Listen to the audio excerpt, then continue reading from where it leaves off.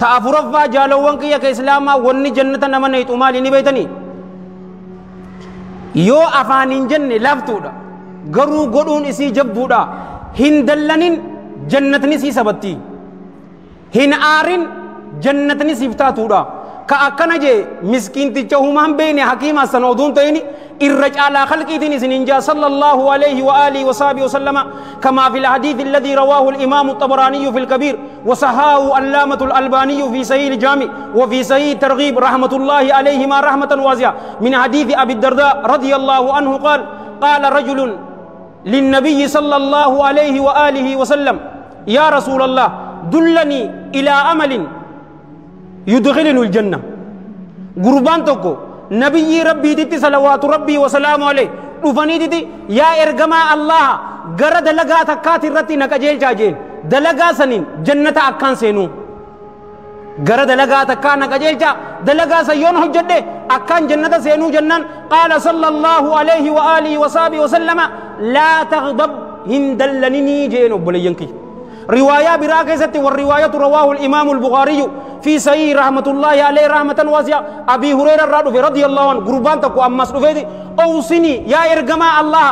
ناداما تامسكون الدنيا بآخرة وان اتملكاو نادامي جنان قال صلى الله عليه وآله وسلم لا تغضب قربان إردي بيسي يا إرجما ربي وهي تكو نادامي جان رسول الله صلى الله عليه وآله وسلم لا تغضب إني أمس نادامي جان رسول الله صلوات الله وسلام عليه هندلنني إن آرني جين مال جتشورا جالوان كي كإسلاما أنو كنين هاسونين آر إسن اللي آرتن أكنا جتشون علماء تين رحمة الله عليهم رحمة واسعة كيساو حافظ ابن رجب الحنبلي طيب الله ثرى مالجي غرباكنا رسول الله صلى الله عليه وآله وسلم يرون ما قرسو أباسنا حال إساني بيكا حالو مساني الرسي كجلج نمي tokko yoo salaata kalaaffisu taate dura salaata dhaamaaf nama jeena yeroo agare jihaada dhaamaaf kabarnoota fadhu yoo agare akka Abi Hurayra radiyallahu an beekumsa dhaamaaf gurbaa kana haala isaatirraa laalee sanuma isa gorsee hatta dardara islaamaa qajeelchuudhaaf yoo nama tattaaffii godhullee yoo taate dhukkuba dardaraa san beeke sana appilaa yoo goote ni milkooytaan isin hinja harbii biraa keessa oduu jiruu waan biraa itti odeessuuf waan hin jirre gurbaa kana san beekee tana dhaameefi ammas yookaanuu maal jechuudha jaan ilmi namaa akka waliin jenne xabiyaa namuutuutu aara jaalowwan kiyya waan si aarsu yoo si qunname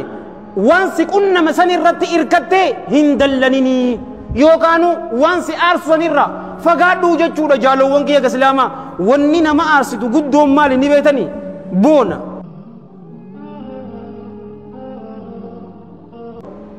alkibr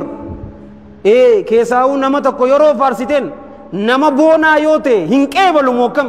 jeynummaatuutu itti dhaggeema yeroo san ni dallana si arrabsa sibila dabaree gosa kee arrabsaan siin jaa garuu aarri kun bakka lama qoodamte takka faarfamtuudha takka jibbamtu faarfamtuun san Allahaaf jecha jalla jalaalu aaru fadhinnaa lubbuutii mitiin siin jaabar yoo lubbuu teetiif nama aartu taate waan hin jirre bid'aa yoo godhamtu zinaa yeroo godhamtu wal iyaadu billaa karaa kana keessa akka agartan qumaarri jechii guutee jira farshoo akka jettan ganda cufa keessa ni jirti tanaaf jettee yoo aarte obboleessoo tun faarfamtuudha aariin siin jaa obboleessoo tun ulamaa'ii fi daa'ii odoon ta'in ambiyoota rabbiitillaahu salawaatullaahi wasalaamu